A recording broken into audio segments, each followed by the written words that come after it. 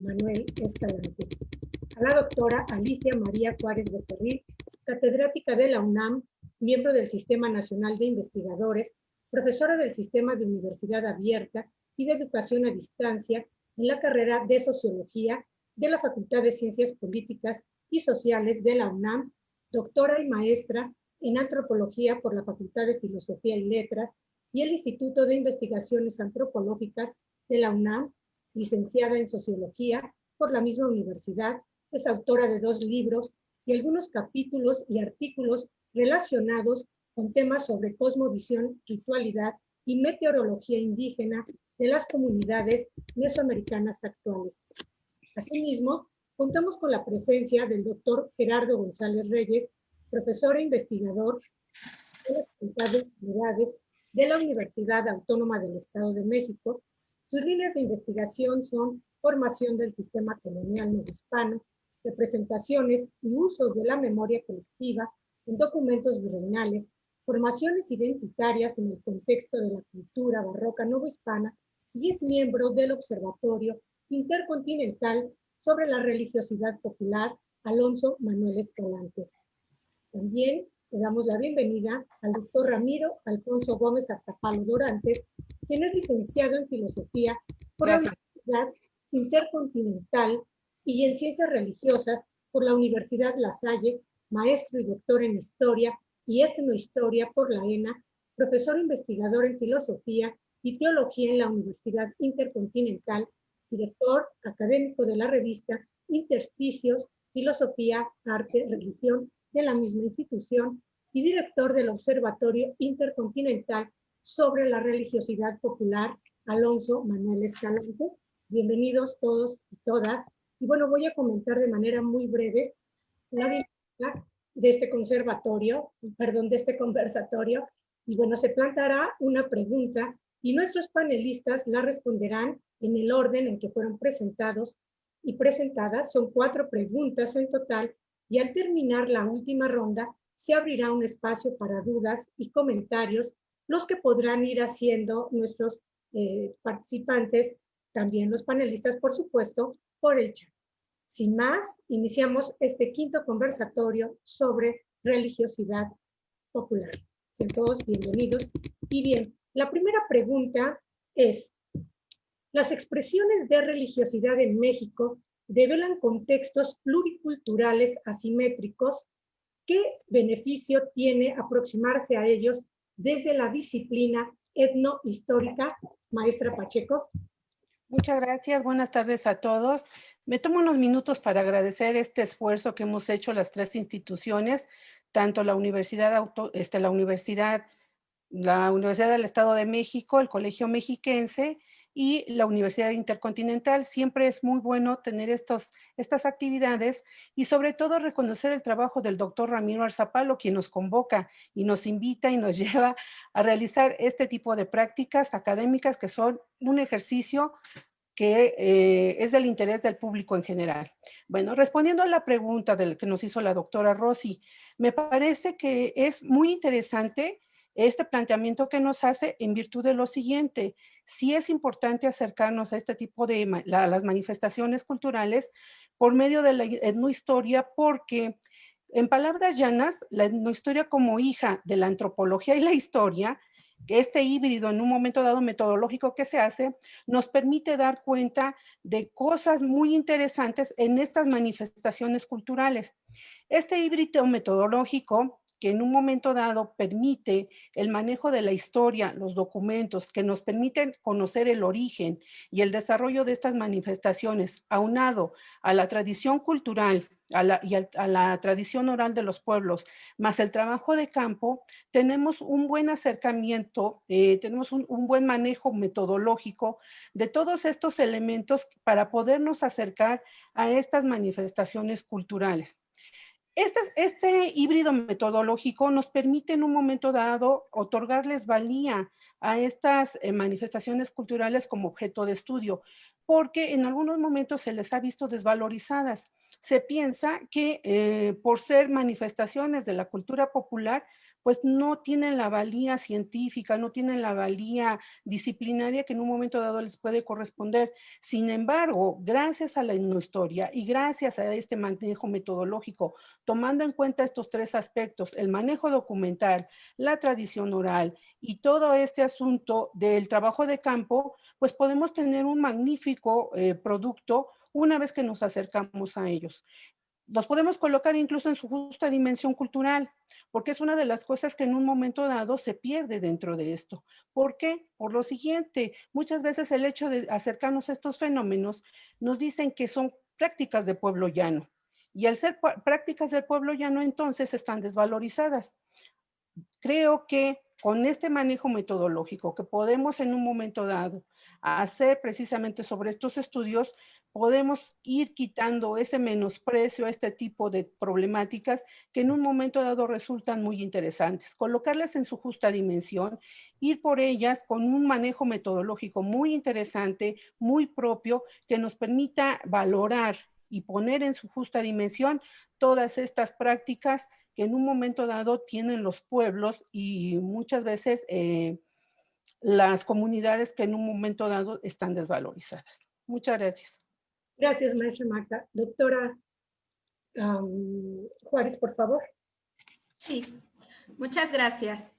Bueno, primero que nada, quiero agradecer al doctor Gerardo González, a la maestra Magdalena Pacheco y, por supuesto, al doctor Ramiro Gómez el compartir este espacio que nos acercan a las reflexiones entre los pares.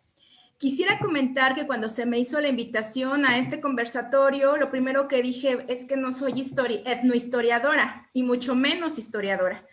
Soy socióloga de formación y antropóloga de deformación, por lo que no sabía si era una forma indicada para...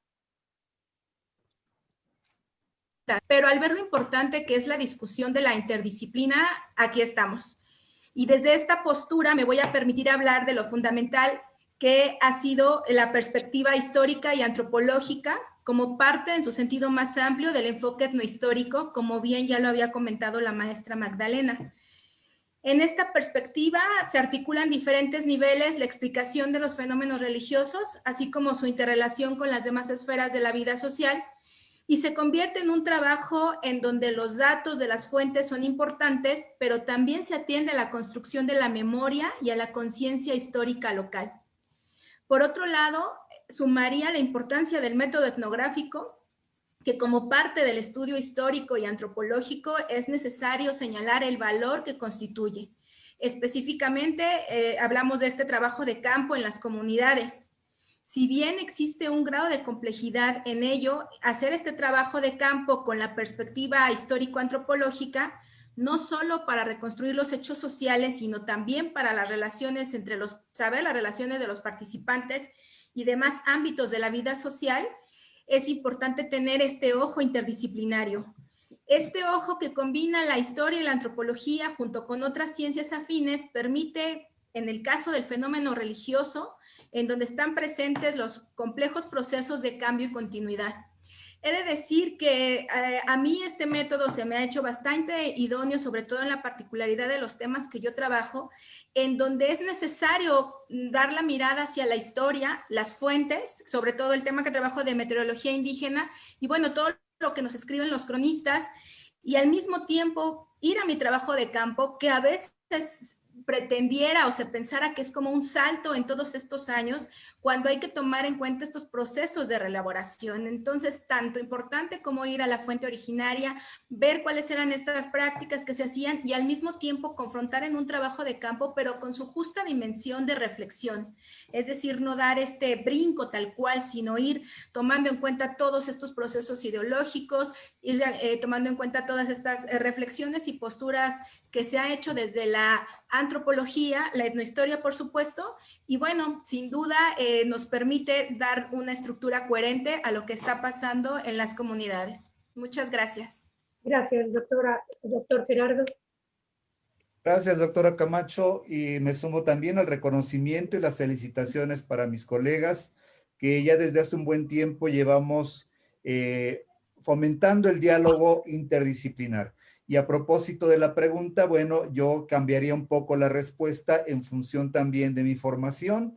A mí me parece que la virtud que tiene el análisis de estos procesos de larga duración a partir de la combinación tanto de la historia como de la antropología, sobre todo tiene que ver con esa capacidad y posibilidad de recuperar las huellas, los indicios, los restos de aquello que paulatinamente se va configurando en el tiempo, pero que son hechos sobre todo por la gente que podríamos llamarle de las capas sociales más amplias. Explico mi razonamiento. En el campo de la historia, ustedes deben saberlo, en el caso mexicano, esta disciplina es relativamente reciente, en el sentido de una disciplina que se profesionaliza, es decir, que toma carta de naturaleza en las aulas universitarias.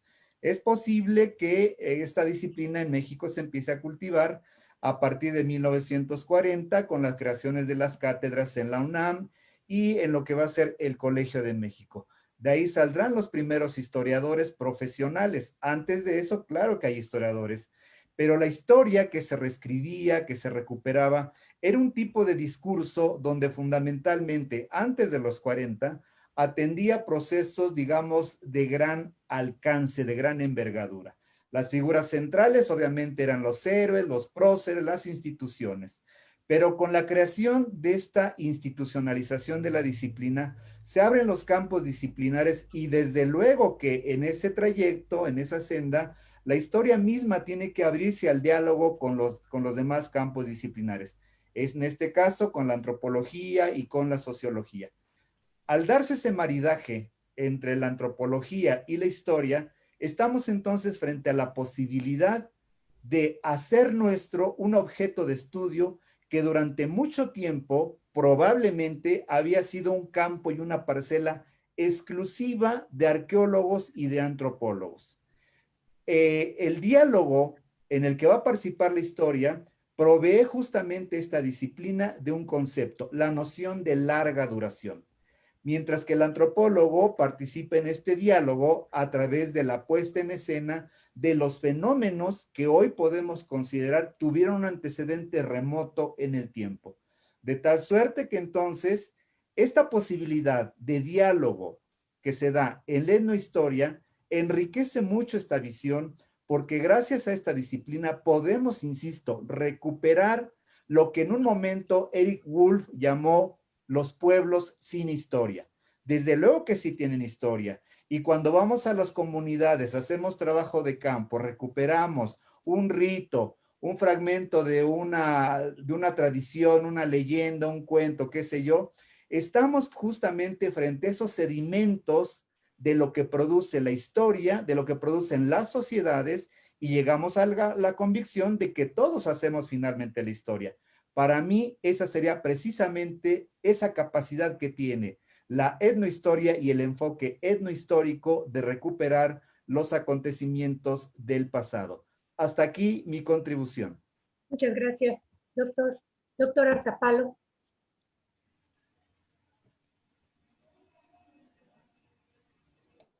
Perdón, ya ahora sí.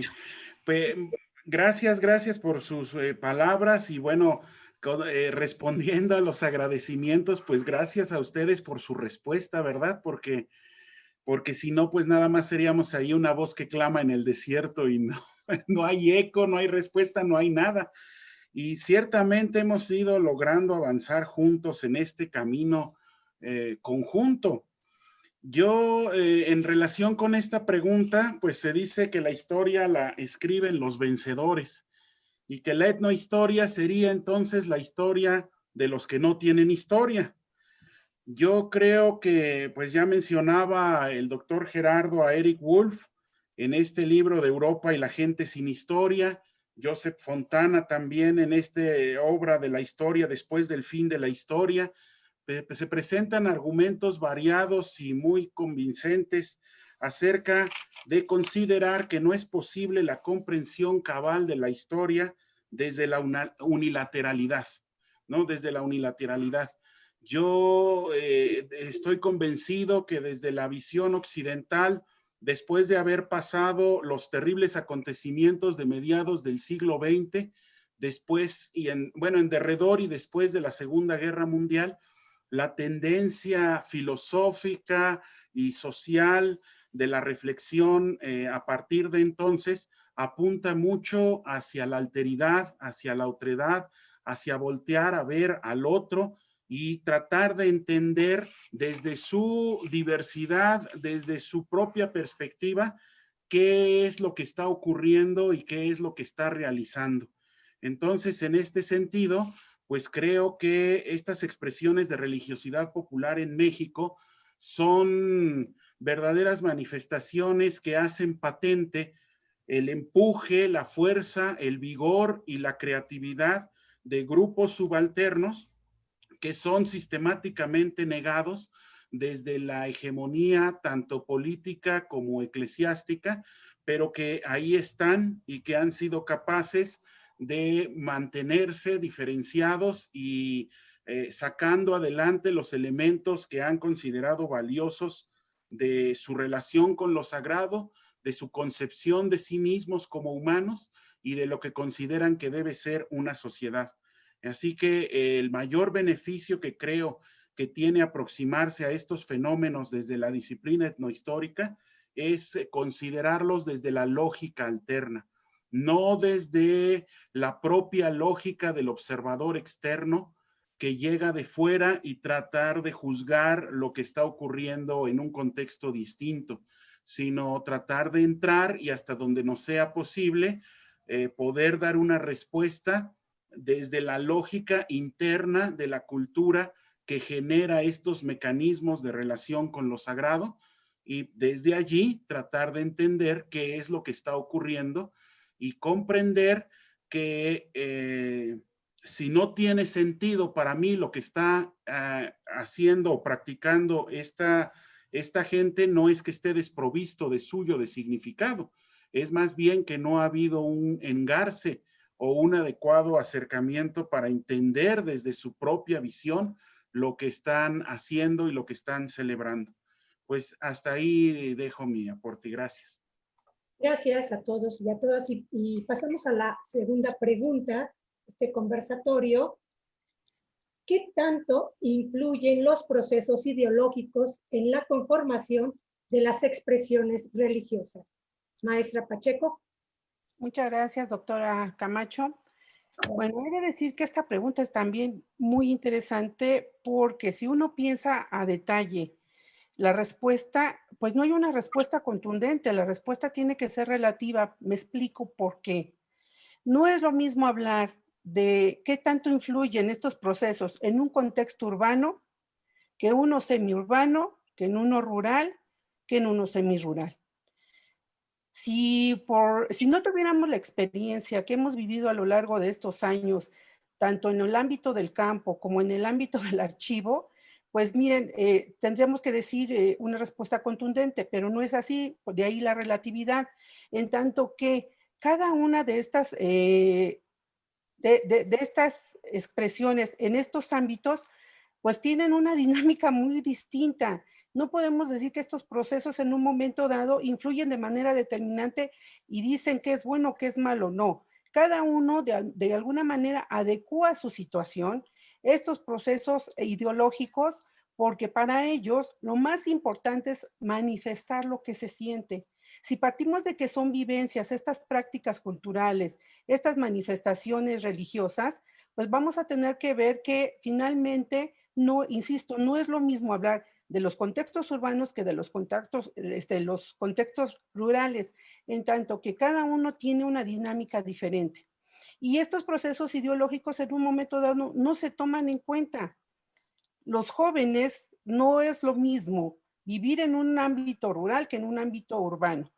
¿Por qué? Porque cada uno tiene necesidades muy propias y las manifestaciones que van a hacer obedecen a un contexto, a un contorno, a una situación muy propia, incluso a una situación de creencias. Hay pandemia y lo estamos viendo ahorita y nos dicen, vamos a encerrarnos, pero hace días, y esto salió publicado, ¿no?, en los diarios y fue noticia nacional, que se hizo un baile en uno de los pueblos cercanos al Valle de Toluca, que fue San Andrés Cuexcontitlán, ¿Qué pasó? Se dijo, la ideología dice, no hagan esto. ¿Por qué? Porque, bueno, finalmente hay contacto y en un momento dado el virus está latente. Se hizo. Entonces, sí coincido con el doctor Ramiro, tenemos que ir directamente a ver cuáles son las lógicas que en un momento dado están moviendo a todos estos pueblos. Y entonces los procesos ideológicos no podemos decir que influyen de manera determinante en cada uno. Dependemos mucho del contexto en el que se muevan estas sociedades, estos grupos, para poder dar una respuesta. Cada uno de estos ámbitos nos dará una respuesta diferente en función de las necesidades, en función de sus contextos y en función de sus creencias y tradiciones. Muchas gracias. Gracias, maestra Magda. Doctora Alicia. Sí, muchas gracias. Bueno, yo creo que yo tenía una respuesta tajante que la voy a abordar más adelante, pero la maestra Magdalena Pacheco tiene toda la razón. Realmente no podemos usar, categorizar. Realmente sí concuerdo que para hablar de la influencia de estos procesos ideológicos tenemos que tomar en cuenta las claves estructurales del fenómeno social que estamos hablando, es decir, no desde la temporalidad, si estamos hablando de un contexto urbano, un contexto rural, realmente como pues esta capacidad de las propias sociedades, las propias comunidades, que como diría Franz Boas, no son las mismas y que hay que ver no solo las similitudes, sino las diferencias. Entonces, concuerdo que realmente estos procesos dependería mucho de la postura de cada sociedad. Sin embargo, ahora sí que abonando hacia el área rural, campesina, indígena, para mí la respuesta en este caso sería fundamental, pero precisamente porque ya me estoy situando en un contexto específico y aún así todavía estas comunidades campesinas de ascendencia indígena no todos lo absorben de la misma manera, ¿no? Podríamos hablar incluso como de las zonas de refugio de Aguirre Beltrán, que serían completamente diferentes a hablar de poblaciones que están cerca de en un cinturón urbano, ¿no? Entonces, sí, eso no hay que perder de vista, que hay que tomar en cuenta estas particularidades. En este sentido, y volviendo al punto de los procesos ideológicos para las expresiones religiosas, desde el punto de partida que yo ya señalé, pues las manifestaciones religiosas han sido un producto de una reinterpretación simbólica que se ha desarrollado de formas y prácticas creativas que integran muchos elementos a veces de la herencia cultural, antigua herencia cultural, a la nueva cultura que surge después de la conquista. Estos procesos ideológicos han tenido lugar, bueno, en el interior de las comunidades de las que yo he estado comentando y forman parte de su reproducción cultural e identidad étnica que se refleja, como he señalado, en estas manifestaciones religiosas. Volviendo otra vez a este proceso de la ruptura que se produjo a partir de la colonia, nos permite precisamente utilizar los conceptos como sincretismo, religiosidad popular, que bajo esta perspectiva histórica se pueden explicar estos procesos ideológicos, sociales, culturales que han vivido las comunidades con el paso del tiempo. En este sentido, hay que tomar en cuenta la propuesta también que ha señalado Johanna Broda, que no existe esta supervivencia intacta de los arcaísmos en lo que se refiere a creencias y costumbres prehispánicas, sino que hay un proceso de transformación. De igual forma que la construcción de las ideologías parte de parámetros históricos y culturales de grupos sociales concretos, generalmente opuestos, es por eso que la religiosidad popular se maneja dialécticamente. Se trata de este péndulo del que nos habla también Félix Báez, que oscila entre la religión oficial y la interpretación que cada comunidad le da a dicha versión oficial. En estos procesos ideológicos, la vida ceremonial juega un papel fundamental para cohesionar a los miembros del grupo y fortalecer esta identidad étnica. Si bien es cierto que la globalización tiende a producir diásporas culturales, en donde por un lado tenemos una fuerte tendencia a la homogeneización de modas y hábitos, por ejemplo, por el otro también produce como movimiento de resistencia la intensificación de la diversidad, la recuperación de las tradiciones que se habían perdido o debilitado y el renacimiento de las identidades locales. Entonces, esa es mi participación. Muchas gracias. Gracias, doctora Alicia. Doctor Gerardo González. Gracias.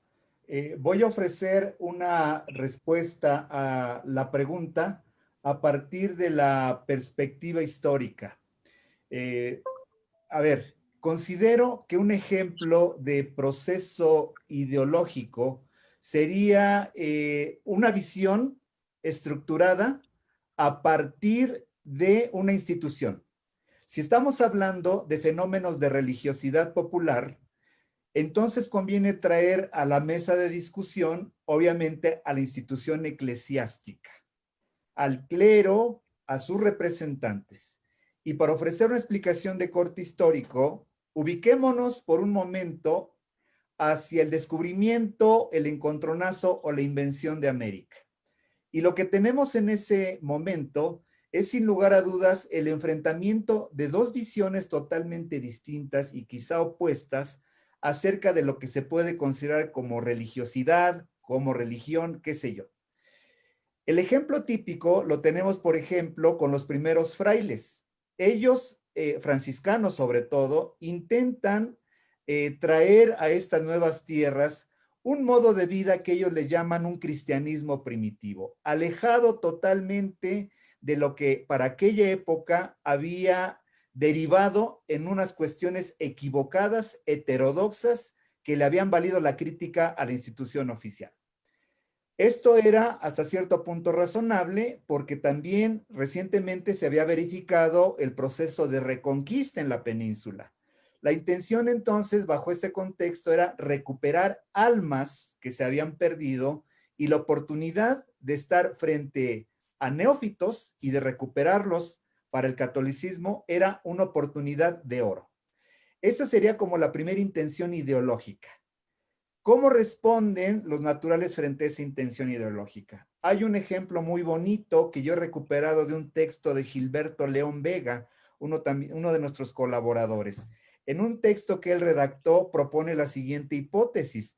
¿Cómo fue posible que nuestros ancestros, los naturales, accedieran hasta cierto punto con cierta facilidad a la comunión, al cuerpo de Cristo?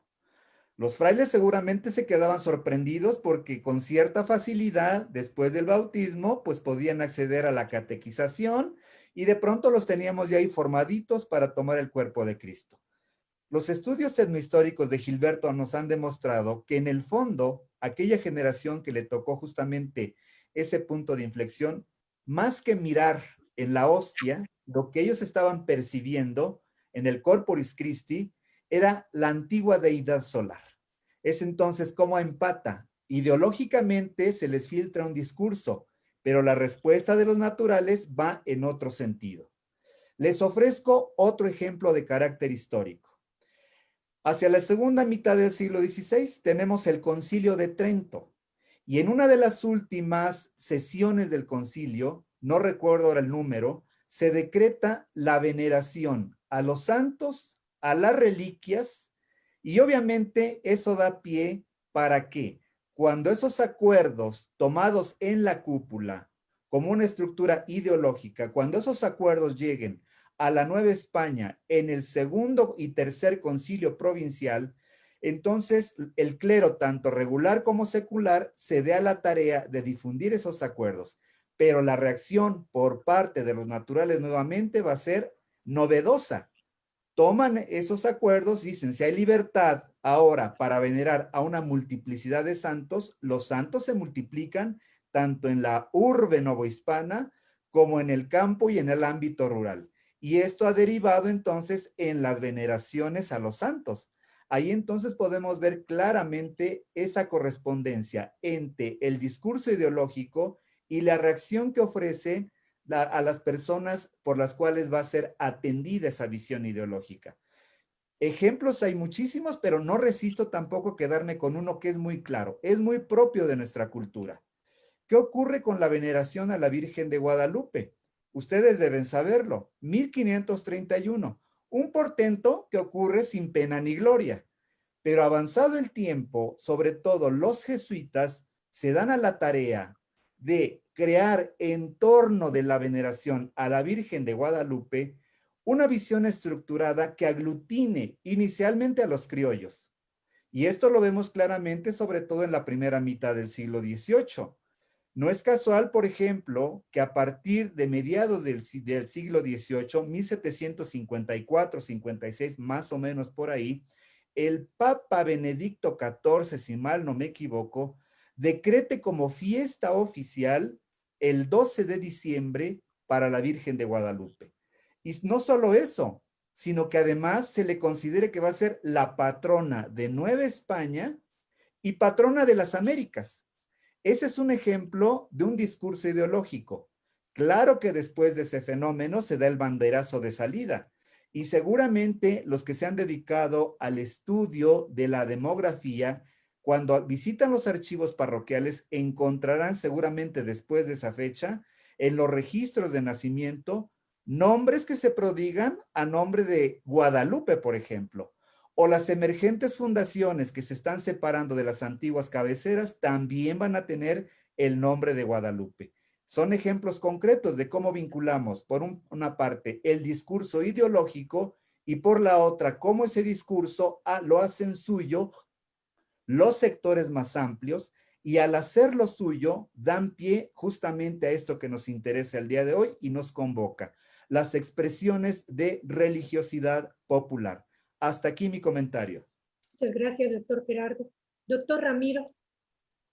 Bueno, los procesos ideológicos definitivamente tienen que ver con la cuestión del poder, ¿no? Se definen por una posición de poder.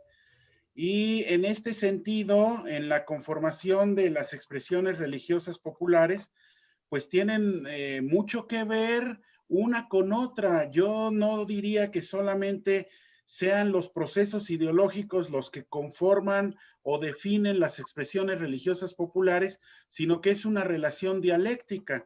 También las expresiones religiosas populares, en cierto sentido, pueden llegar a definir o influenciar esos procesos ideológicos.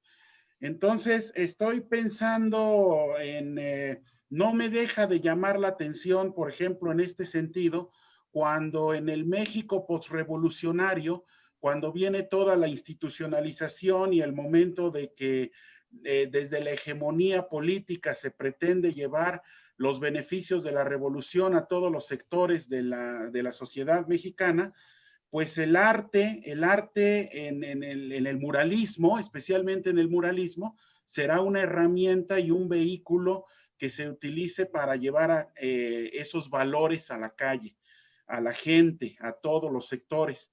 Y entonces cuando ahí está Diego Rivera, por ejemplo, Clemente Orozco, o tienen que plasmar en este arte dirigido al pueblo la esencia de lo mexicano, ¿no? La esencia de este México postrevolucionario, brincan las trancas de su doble o triple ateísmo, ¿no? Porque el movimiento revolucionario fue pues laico, ¿no? Y se exalta la laicidad, porque la mayoría de estos personajes artistas pertenecían a movimientos socialistas. Entonces, desde su doble ateísmo lo brincan y encontramos saturadas estas expresiones murales artísticas con elementos de la religiosidad popular.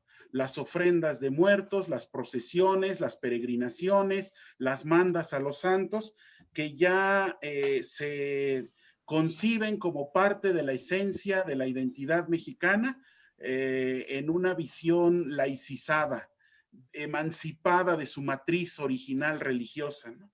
Entonces, en ese sentido, me parece que sí hay una relación recíproca entre esos procesos ideológicos y esas expresiones religiosas populares. Venimos muy en sintonía telepática el doctor Gerardo y yo, porque también quería mencionar dos ejemplos, uno, la Virgen de Guadalupe, precisamente, y el otro, Monseñor Romero.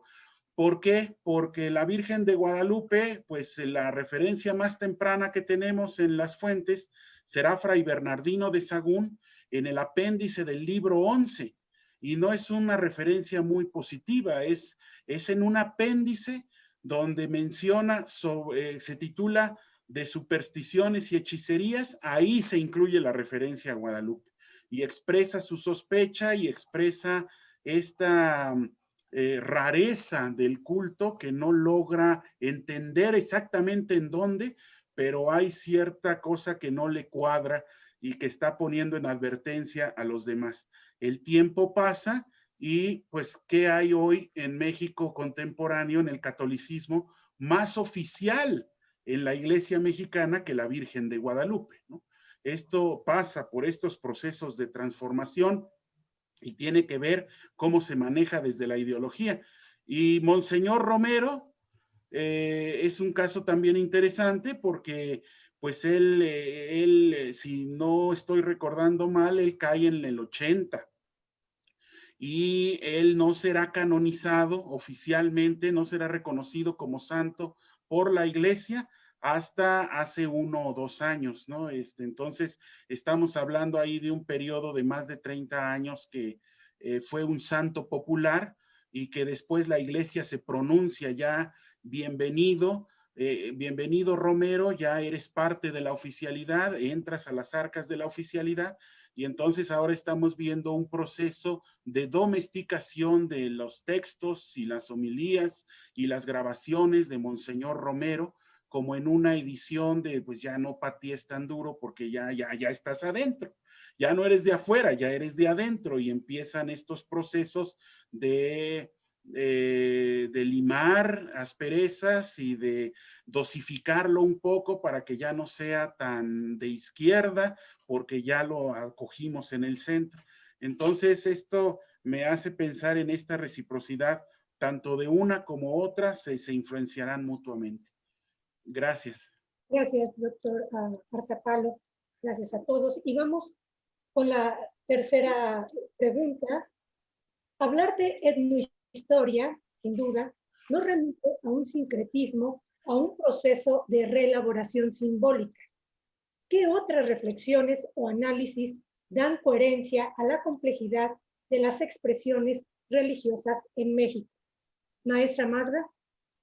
Muchas gracias, doctora Camacho.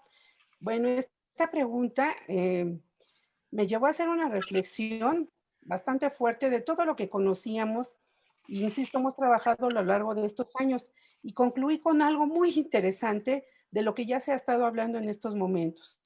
Un análisis de las lógicas propias de los pueblos o de las sociedades nos permitiría también ir más allá. Me explico. Este análisis de las lógicas propias nos daría cuenta de una visión de un mundo distinto al que conocemos. Cada uno de estos pueblos tiene una cosmovisión muy propia. También tienen una historia propia que está basada en mitos, y en mitos de origen muy interesantes, donde podemos ver portentos, donde podemos ver ciertas manifestaciones, elecciones incluso de los pueblos que difícilmente podríamos comprender. También vemos ahí elementos identitarios geográficos que son muy, muy interesantes, como pues esta cuestión de las montañas, los cerros, la laguna, la tierra, que tienen muy presentes estos pueblos dentro de su vida. Pero no solo eso, nosotros como científicos sociales tenemos un compromiso muy fuerte con estos pueblos. El acercarnos a ellos con las connotaciones propias de ellos, con las expresiones que ellos en un momento dado manifiestan a ciertos fenómenos culturales. Porque nosotros, por ejemplo, llevamos una categoría que a veces para ellos no encaja, categorías que ya están establecidas. Sin embargo, este asunto de las lógicas propias nos da cuenta precisamente de otros aspectos que son muy importantes para cada uno de estos pueblos. También hablamos de los simbolismos, el respeto a los santos y además la amistad que hacen con ellos, porque es muy interesante, ¿no? Pueblos donde en un momento dado los hacen partes de ellos, les llaman amigos, les llaman chaparritos, les llaman de distintas formas, pero estas lógicas culturales son muy importantes. Carlos Fuentes tiene una frase muy bonita en el libro del espejo enterrado que a mí me gusta mucho y dice, si no reconocemos nuestra humanidad en los demás, nunca la reconoceremos en nosotros mismos. Con esta frase, con esta expresión, Carlos Fuentes nos da a entender precisamente esto. Tenemos que comprender al otro. Esta historia de la otredad, esta historia de las lógicas propias de los pueblos, tiene que estar presente precisamente en estos análisis y reflexiones sobre las manifestaciones religiosas de los pueblos. No podemos demeritar. Y muchas veces lo que hacemos es decir, bueno, pues es que tienen ahí a su santito, tienen esa ritualidad, van a la montaña, déjenlos, son ignorantes. No, son lógicas distintas que están manifestando estos pueblos para dar cuenta de una historia muy especial, de una historia local, de una microhistoria, como bien lo llamaba don Luis González y González. Hay que rescatar todos estos aspectos, pero siempre y cuando nos acerquemos al otro, no los menospreciemos, no menospreciemos todas estas lógicas que en un momento dado nos dan elementos de comprensión muy interesantes. Entonces, comprendiendo todo esto, podemos colocar en su justa dimensión las manifestaciones culturales de los pueblos, pero no solo de México, de todo el mundo, porque no solamente es América Latina, también el África. ¿Cuántos de estos rituales, cuántas de estas prácticas, cuántas de estas lógicas propias de los pueblos son vistas como bajas, como de ignorancia, son menospreciadas en una palabra? Muchas gracias. Muchas gracias, maestra Magdalena. Doctora Alicia.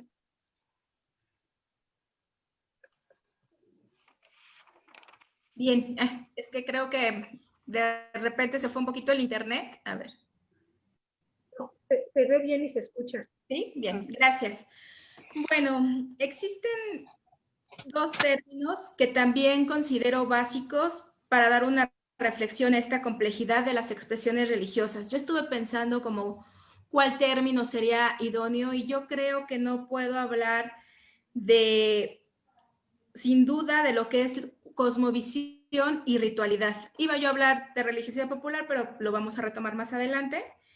Pero creo que es fundamental traer otra vez el término de cosmovisión, que yo sé que ha sido analizado, criticado, abordado ya desde distintos ángulos, posturas, pero creo que hay que en algún punto volver a términos clásicos que nos permiten pues dar esta explicación de estas manifestaciones. Sin duda, discusiones que ha traído a colación Johanna Broda, Alfredo López Austin, incluso Alejandra Gámez, últimamente hay un libro en torno a eso, Andrés Medina, que son los clásicos desde la antropología sobre cómo se sitúa el concepto. Bueno, yo creo que sigue siendo primordial para determinar una parte del ámbito religioso ligado a las creencias y a las explicaciones que el hombre le da a su entorno. A partir de este concepto, yo creo que es como anclaje para poder retomar estos procesos que configuran sincretismo y religiosidad popular.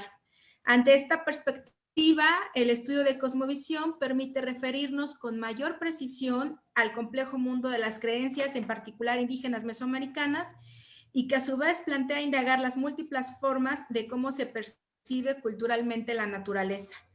En este sentido, bueno, a mí me gusta la clásica definición de Johanna Broda como esta visión estructurada en la cual los miembros de una comunidad combinan de manera coherente sus nociones sobre el medio ambiente en el que viven y el cosmos donde se sitúa la vida del hombre. Este término de cosmovisión es un concepto teórico que nos ayuda a explicar con mayor precisión lo que ya he comentado. Pero también dentro del término de cosmovisión podemos ubicar el término de los saberes, que también se me hace fundamental, ligado como este concepto que integra formas y conocimientos que se han acumulado con el paso del tiempo de los diversos grupos sociales, ¿no? Entonces, considero que ambos términos, cosmovisión y saberes, si bien se complementan para dar sentido al conocimiento acumulado de las comunidades, especialmente el conocimiento que poseen, en el caso concreto que yo he estudiado, alrededor de una observación de la naturaleza, para conocer de alguna manera esta particularidad en el caso de la meteorología indígena, aunque estamos conscientes de que cosmovisión, en su término más amplio, es la parte abstracta de un sistema de representación simbólica que se concreta en la vida ritual y en la vida cotidiana. Entonces, pues esa sería mi participación. Cosmovisión sería fundamental para estas expresiones. Gracias. Gracias, doctora Juárez. Doctor Gerardo González. Gracias, doctora Camacho. Esta es una de las preguntas más inquietantes y quizá más difíciles porque nos coloca frente a un espejo donde tenemos que asumir la responsabilidad como estudiosos, no únicamente de recuperar evidencias, datos empíricos en el campo, sino que ya que tenemos todo ese conjunto de evidencias, ahora colocarlos en la perspectiva epistémica. con qué espejuelos, con qué ojos voy a mirar ese conjunto de evidencias. Bueno, hace un momento mis colegas comentaban, puede ser desde la perspectiva o desde el concepto de la cosmovisión, la ideología, el sincretismo o la reelaboración simbólica. Y cuando hacemos ese recorrido conceptual, llegamos a la convicción que quienes mayormente han aportado esas categorías, esos conceptos para entender este fenómeno tan amplio, han sido los antropólogos, los etnólogos, los sociólogos quizá. Y entonces, cuando nos paramos frente a la historia, decimos, ¿y la historia qué aporta? ¿Cuál sería la categoría analítica que los historiadores tendrían que proponer para estudiar estos fenómenos? A mí me parece que en este sentido, Brodel, uno de nuestros santones que tenemos en historia, en algún momento llegó a concebir la noción de duración como uno de los elementos clave que se tienen que poner en la mesa para discutir y para hacer un diálogo con los demás colegas. Explico esta postura. La duración tendría que ver con los procesos que se gestan en el tiempo largo, en el tiempo medio y en el tiempo corto. Y cuando estamos, por ejemplo, frente a un ritual, a una procesión, cuando estamos frente a una manifestación que nos interesa mucho, que nos llama la atención, que tiene que ver con la religiosidad popular, desde luego que ahí tenemos la presencia del tiempo. De pronto resulta inquietante saber o averiguar cómo es posible que en pleno siglo XXI ese tipo de manifestaciones, de rituales, permanezcan cuando supuestamente en momentos clave de la época virreinal trataron de erradicarse. Primero con el asunto de la extirpación de las idolatrías. Más adelante con el ataque borbónico de la supresión de muchas cofradías. Y a pesar de esos ataques permanecen en el tiempo. Esto significa entonces que la noción de duración puede ser un elemento que nos ayude a explicar estos fenómenos. Centro este tema de la duración como categoría analítica en un ejemplo muy básico. Cuando miramos, insisto, procesiones que ahora son muy fáciles de ver a través de este canal de YouTube, uno ve la procesión y ve los participantes, gente de todos rangos. Y no me refiero a escalas sociales, sino gente de edad avanzada, edad media, en términos cronológicos, y también pequeños. Yo siempre he planteado esa interrogante a mis colegas. Noten que cada uno de ellos vive esta experiencia de acuerdo a su edad, y esto significa que hay distintas motricidades en el fenómeno. Es muy diferente la forma en cómo un niño percibe un ritual, que para ellos puede ser simplemente de algarabía, a una persona mediana de edad que de pronto para ella ya quiere cierto compromiso, o a una persona de edad avanzada que sobre ellos recae la responsabilidad del ritual y entonces lo viven de distinta manera. ¿A qué nos conduce esto? Que a reserva de esas categorías de ideología, cosmovisión, reelaboración simbólica o sincretismo, es probable que la historia tenga que contribuir sumando una categoría más, la noción de duración y la motricidad de los tiempos, los cuales podemos percibir, insisto, en estas expresiones y de manera específica en los rituales. Gracias. Muchas gracias, doctor. Doctor Ramiro Alfonso. Sí, pues yo insistiría en esta parte de la hibridación cultural, muy polémico, ¿no? Porque puede tener muchísimos términos, pero esta traducción local, una traducción cultural local de un mensaje exógeno que se llega a convertir en algo endógeno, que de algo externo y foráneo pasa a ser algo propio. Conformando, como bien diría Luis Millones desde Perú, un mestizaje que nunca acaba, ¿no? Es un proceso de mestizaje que nunca termina, que está siempre avanzando y está de continuo. Pues no quisiera repetir, porque ya se mencionó, pero exaltar también esta cuestión de la cosmovisión es muy importante. la cosmovisión de tal como Broda lo entiende y explica, esa visión estructurada, holística, que amarra todos los elementos y los factores de la vida social, de la concepción del propio ser humano, su relación con el otro ser humano, con la naturaleza y también con los entes sagrados.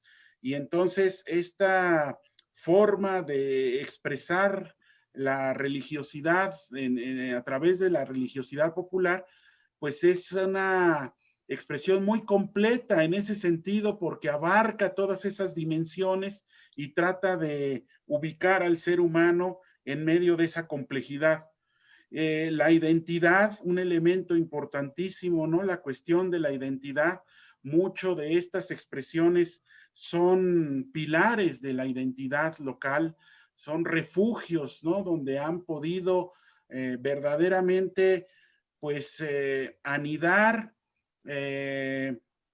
cobijar su identidad, generalmente en contextos más amplios que les resultan adversos y que les pueden generar muchísimos conflictos. Entonces yo eso es lo que insistiría, ¿no? En esta cuestión de esta hibridación. Es interesante, por ejemplo, se llaman de distinta manera, ¿no? Digamos, desde las ciencias sociales, pues hablamos de sincretismo o de procesos de reformulación simbólica o también de matrices culturales, raíces culturales, ¿no? Distintas en una expresión nueva.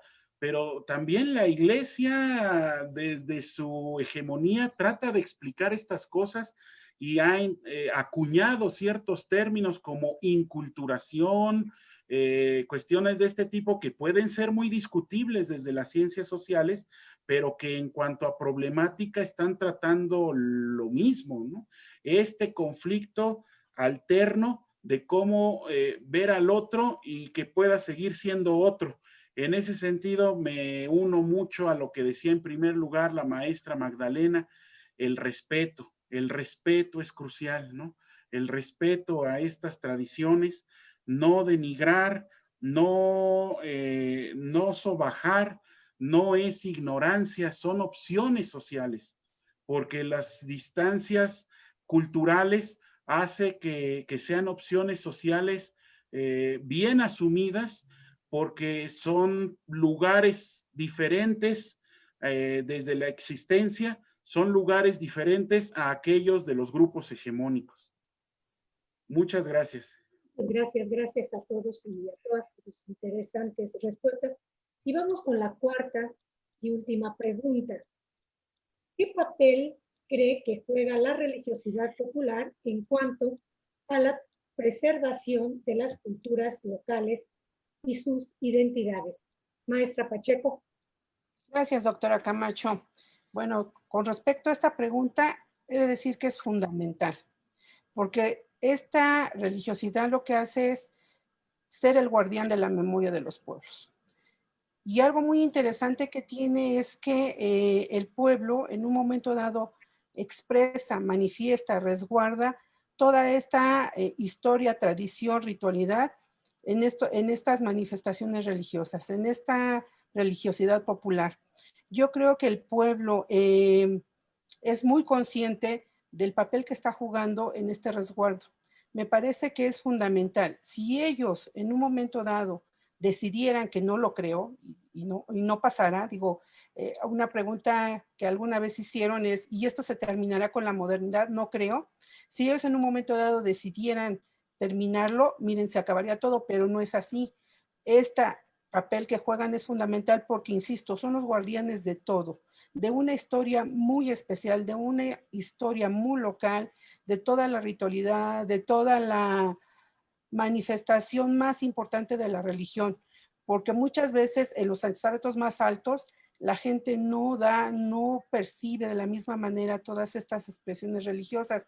Quizá no es, por ejemplo, una de las cosas que a mí me llama mucho la atención es toda esta parte solidaria, esta parte del trabajo que en un momento dado se lleva a cabo. La gente no es muy dadivosa, es muy solidaria, incluso da más de lo que tiene.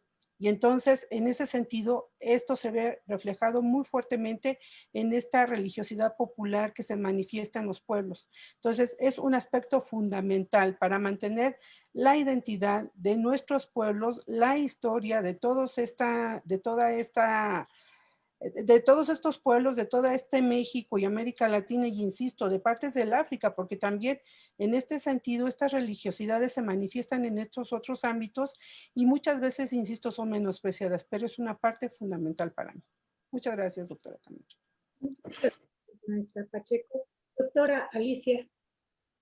Sí, muchas gracias, maestra Camacho. Bueno, pues es medular el término de la religiosidad popular, por eso es que ya no lo abordé en la interrogante anterior, porque lo íbamos a tocar por lo mismo que constituye un eje fundamental para estos análisis. Tuve la oportunidad también de comentarlo en la mañana en otra reunión que tuvimos académica, entonces ha sido empleada desde distintos puntos de vista, diferentes posiciones teóricas, y bueno, yo me suscribo a esta definición de Félix Báez como la religiosidad popular es la que más me convence, supone creencias y cultos distantes de la ortodoxia, si bien tales variantes se refieren únicamente a cómo los pueblos entienden y practican la religión oficial. Aunque por supuesto otros autores como Johanna Broda, Gilberto Jiménez, Ramiro Gómez, propio colega que está aquí, se suman a interesantes reflexiones bajo la misma línea, y bueno, también otros colegas que se suman. En la religiosidad popular abordamos esta compleja articulación de fenómenos que insiste en esta autonomía frente a la institución eclesiástica. Como ya comentábamos, es una relación pendular.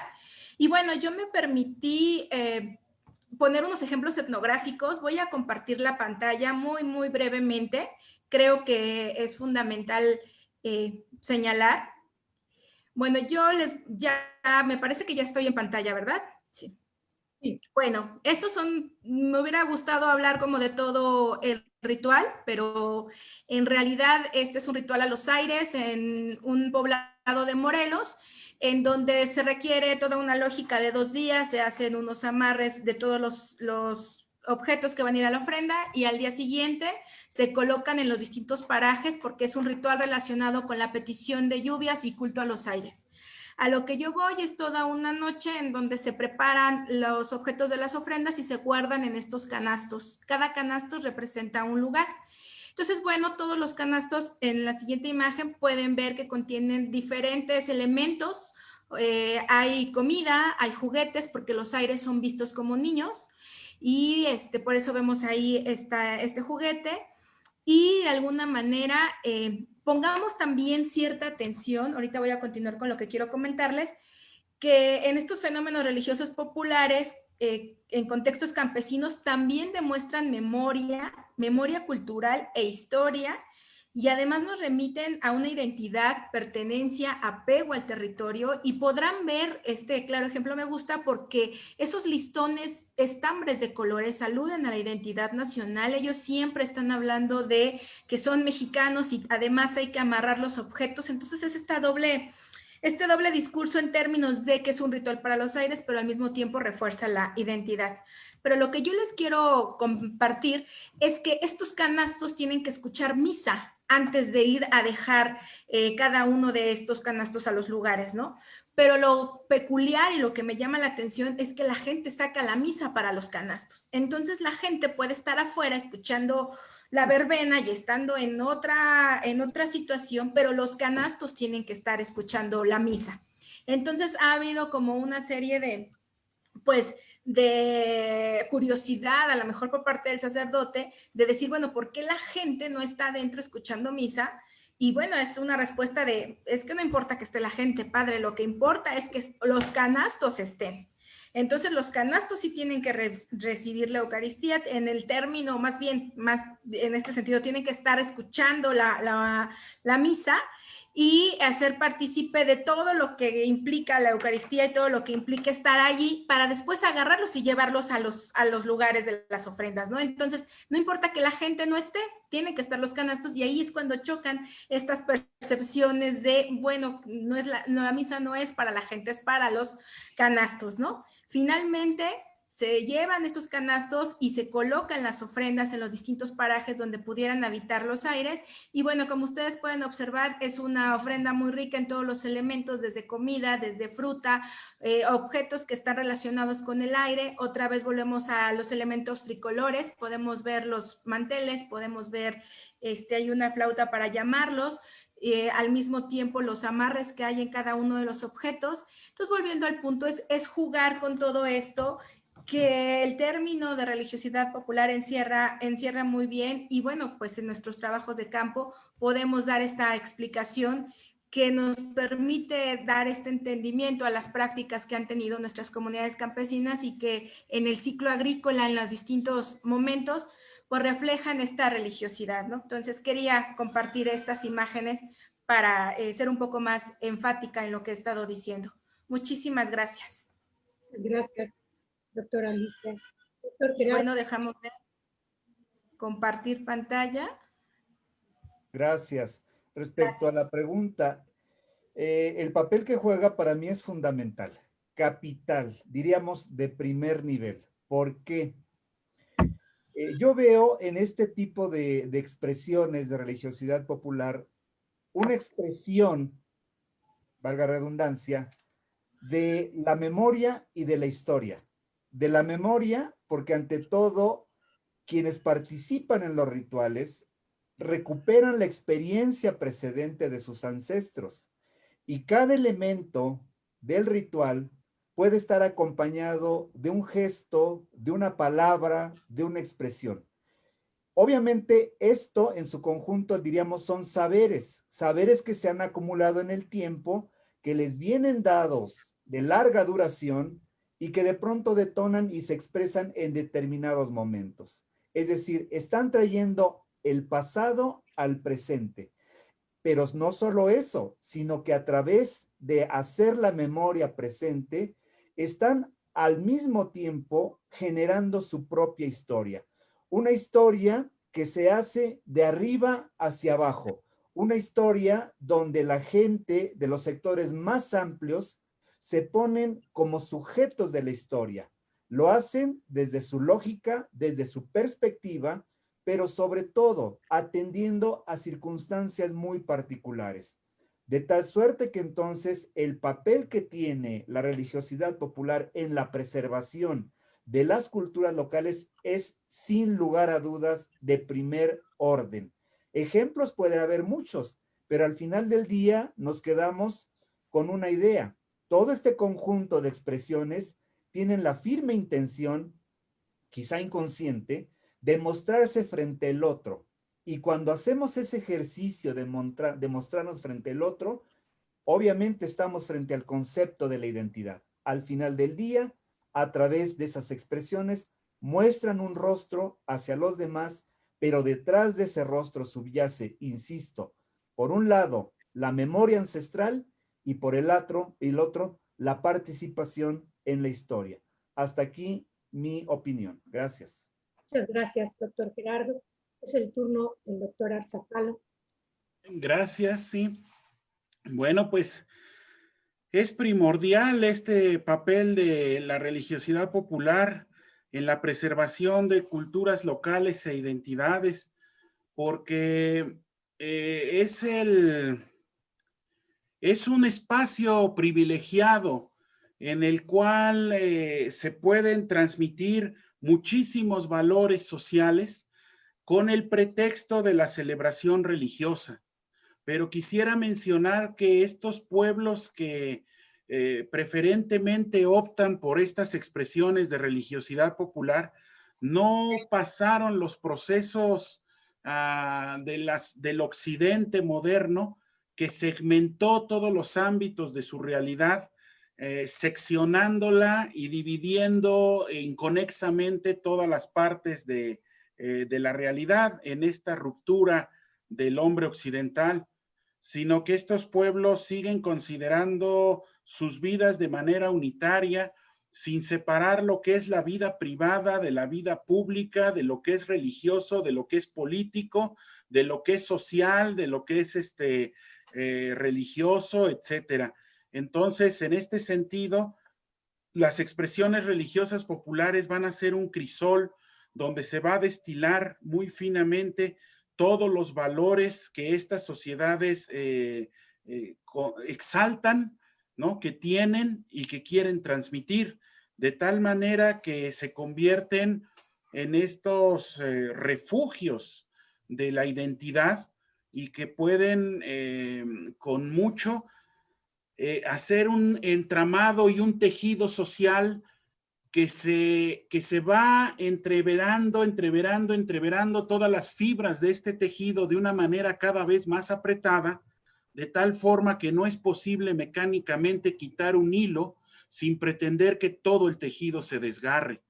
Por eso me parecen particularmente graves las intervenciones que por ignorancia y prepotencia, tanto autoridades civiles como eclesiásticas atentan contra estos pueblos, contra la dignidad de estos rituales, creyendo que mecánicamente se puede quitar una parte y eso solventará un problema de algo que no les gusta. ¿Por qué? Pues porque en su mundo no se hace, pero yo insistiría que este tejido es tan apretado que al quitar una fibra se desgarra el tejido y esa es una violencia simbólica y real muy grave, ¿no? En la falta de respeto a estas manifestaciones religiosas de estos pueblos, donde se está destilando mucho más que la mera devoción. No es solamente una cuestión devocional como un occidental lo entiende, con un departamento aparte para las cosas religiosas, sino que estos pueblos integran su vida religiosa con todas las otras facetas de su vida y entonces ahí están refugiando su identidad, sus valores sociales, la reproducción de su cultura y muchos otros elementos que les dan definición y los identifican como pueblo diferenciado del resto de los que no llevan este estilo de vida. Y entonces, pues, insisto, como decía la maestra Magda hace rato en la pregunta anterior, el respeto a estas manifestaciones es crucial, ¿no? Es crucial. Muchas gracias. Muchas gracias, doctor Ramiro. Y pues agradecemos a todos sus interesantes respuestas a estos cuestionamientos y tenemos tiempo para abrir ahorita un espacio de dudas, de comentarios. No tengo ningún comentario aquí en el chat o pregunta, pero si alguien de nuestros panelistas quiere agregar algo, pues tenemos tiempo a ver si ahorita los espectadores se animan y bueno, pues participan.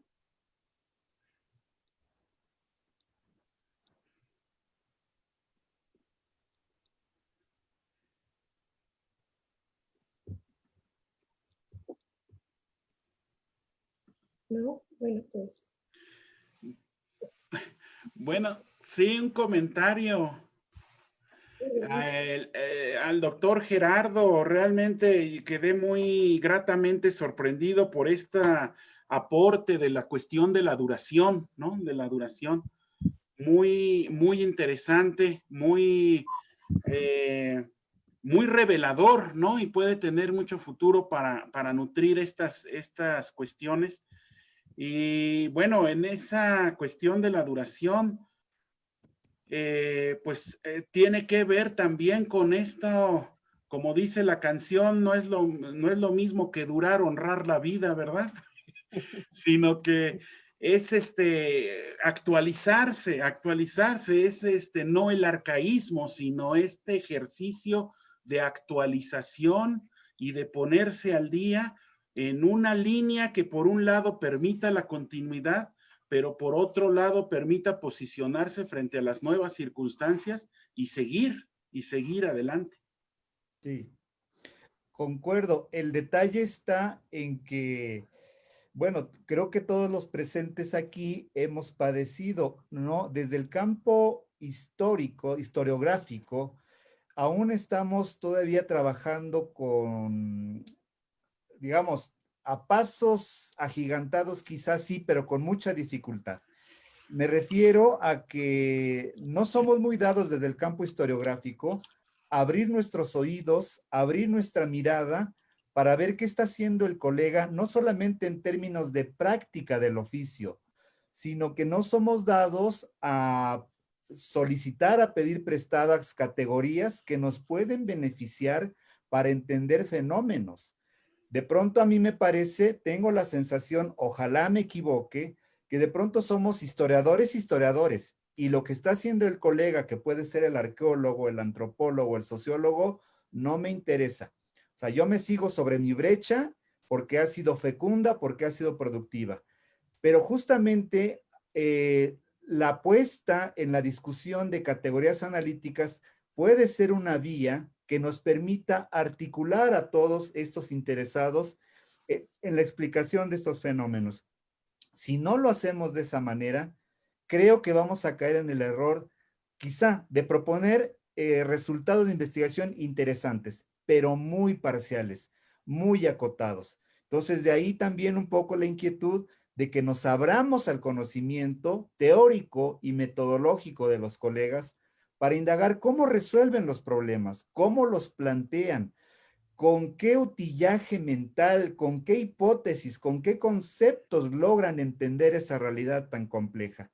Solamente de esa manera creo que podríamos llegar a un diálogo fecundo. De ahí ese interés, esa necesidad.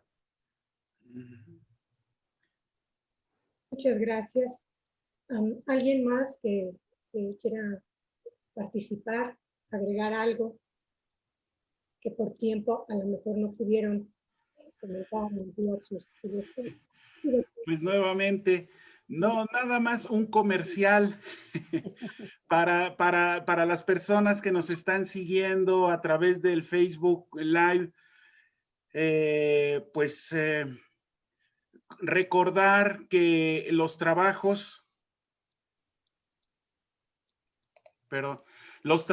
que se mencionaron, ¿no? Cuando los colegas mencionaban que ya llevamos tiempo compartiendo estas ideas y estas reflexiones, pues los pueden consultar en esta última edición que hicimos de 4 libros, de una serie llamada La religiosidad popular desde sí misma, donde se está conformada por 4 libros con los temas principales de los 5 primeros años de vida del observatorio, y que aquí la maestra Magda, el doctor Gerardo coordinaron uno, la doctora Alicia coordinó otro, y un servidor junto con otro colega de la UIC, el doctor Ricardo Marcelino, coordinamos otro.